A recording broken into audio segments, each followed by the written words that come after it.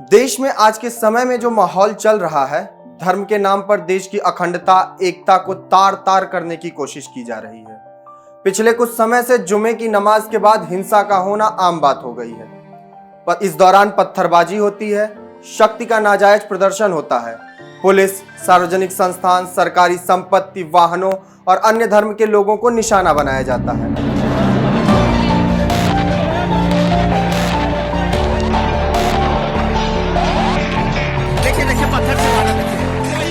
10 जून 2022 को जुम्मे की नमाज के बाद देश भर में हिंसा हुई। हिंसा के दौरान सैकड़ों आम नागरिक और पुलिसकर्मी घायल हुए। कई करोड़ की सरकारी और सार्वजनिक संपत्तियों का नुकसान हुआ। कई जगहों पर वाहनों और दुकानों तक को नहीं छोड़ा गया। कानपुर में नमाज के बाद हुई हिंसा में 30 से ज्यादा लोग घायल हुए थे, जिसमें करीब 13 पुलिसकर्मी शामिल थे। इस दौरान दंगाइयों ने कई वाहन और दुकानों को भी क्षतिग्रस्त कर दिया था। जुमे की नमाज के बाद प्रयागराज में पथराव में डीएम, एसएसपी, एडीजी, आईजी घायल हो गए थे। दंगाइयों ने एसपी की गाड़ी भी तोड़ दी थी। पीएसी के वाहन समेत 7 से ज्यादा गाड़ियों को फूंक दिया गया था। कई जगहों पर भीषण आगजनी की गई थी। रांची में हुई हिंसा में जिले के वरिष्ठ पुलिस अधीक्षक, स्थानीय डेली मार्केट के थानेदार समेत दर्जन भर पुलिसकर्मी एवं अन्य लोग घायल हो गए थे, जिसमें 2 घायलों की इलाज के दौरान मौत हो गई। एसपी सहित अन्य पुलिसकर्मियों को मंदिर में छुपना पड़ा था।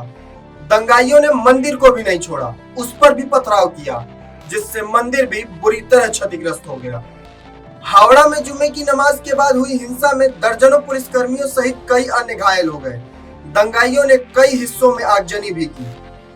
हर बार इन लोगों ने अपनी कट्टरता के आगे संविधान, कानून, सुप्रीम कोर्ट सबको पीछे छोड़ दिया। इस बार हिंसा फैलाने के पीछे नुपुर शर्मा के बयान की आड़ ली गई, लेकिन इससे पहले जब भी देश में धर्म के नाम पर हिंसा हुई, उसमें कौन सा नुपुर शर्मा का बयान शामिल था? जहांगीरपुरी, करौली, खरगोन और हुगली में किसका बयान था? तब भी इस भीड़ ने आम नागरिकों को निशाना बनाया और पत्थरबाजी और आगजनी की। करौली हिंसा। इसी साल अप्रैल महीने में राजस्थान के करौली में रामनवमी की शोभा यात्रा के दौरान लोगों ने जुलूस पर पथराव किया। इस हिंसा में 35 लोग घायल हुए। कई दुकानों में आग लगा दी गई। खरगोन हिंसा। वहीं मध्य प्रदेश के खरगोन में रामनवमी के दिन निकल रहे जुलूस पर इस भीड़ ने हमला बोल दिया। इस घटना में जिले के एसपी सहित 10 पुलिसकर्मी और 20 से ज्यादा लोग घायल हुए और इसमें एक की मौत हो गई। साथ ही 30 से ज्यादा दुकानों को भी आग लगा दी गई। कर्नाटक के हुगली में हिंसा। कर्नाटक के धारवाड़ जिले के पुराने हुगली पुलिस थाने पर भीड़ ने पथराव किया। इस पथराव में 12 पुलिसकर्मी घायल हुए। साथ ही कई सरकारी वाहन भी क्षतिग्रस्त हुए। आंध्र प्रदेश के कुर्नूल में बवाल। आंध्र प्रदेश के कुर्नूल में हनुमान जयंती की शोभा यात्रा पर इफ्तार कर रहे लोगों ने पथराव किया, जिसमें 15 लोग घायल हो गए। दिल्ली की जहांगीरपुरी हिंसा। दिल्ली के जहांगीरपुरी में हनुमान जयंती के दिन शोभा यात्रा पर पथराव किया गया, जिस दौरान बंदूक से भी फायर हुआ। इस हिंसा में 8 पुलिसकर्मियों और एक नागरिक सहित 9 लोग घायल हुए थे। इसके साथ ही कई बार हिंदुओं के साथ साथ अन्य धर्मों के खिलाफ भी मस्जिदों से इमामों ने षड्यंत्र रचा। 1946 डायरेक्ट एक्शन डे। कलकत्ता हिंसा। मुस्लिम लीग के नेता और पाकिस्तान के संस्थापक मोहम्मद अली जिन्ना के इशारे पर कुछ ही घंटों के भीतर हजारों हिंदुओं को मौत के घाट उतार दिया गया। जनवरी 1990। मस्जिद के लाउडस्पीकर से 2 बार कश्मीरी पंडितों को घर छोड़ने का ऐलान किया गया। कुछ देर बाद हिंदुओं की हत्या का सिलसिला शुरू हुआ, जिसमें करीब 7.5 लाख कश्मीरी पंडितों का पलायन हुआ और 6000 कश्मीरी पंडितों को मारा गया। 1993 मुंबई दंगा।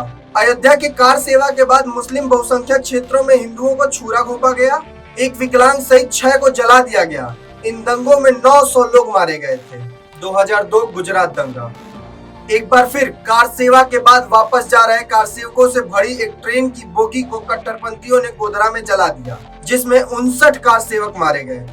सरकारी आंकड़ों के मुताबिक दंगों में करीब 1200 लोगों की मृत्यु हुई। 2013 मुजफ्फरनगर दंगा।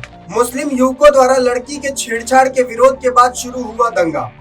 इस दंगे में 62 लोगों की मौत हुई और 40,000 से ज्यादा लोग राहत कैंपों में शरण लेने को मजबूर हो गए। ऐसा भारत में ही नहीं होता, भारत के अलावा पड़ोसी देशों में भी हिंदुओं और अन्य धर्मों के ऊपर हमले हुए।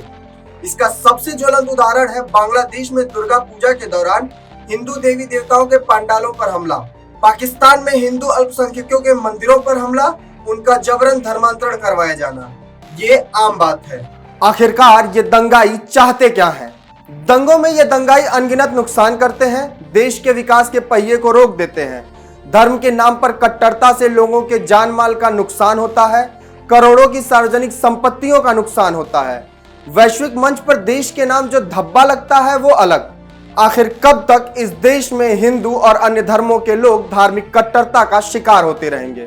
इन दंगों से लाखों लोगों की जिंदगियों पर असर पड़ता है। आज भी मुजफ्फरनगर के लोग दंगों के दर्द से उभर नहीं पाए हैं। कई अपनों से बिछड़ जाते हैं तो कई बहन बेटियों के आबरू तक को तार तार किया जाता है। कई बार इन दंगाइयों के कारण लोगों को अपनी जमीन छोड़नी पड़ जाती है। आखिर कब तक दंगों और हिंसा के आड़ में देश के विकास पर लगाया जाएगा ब्रेक?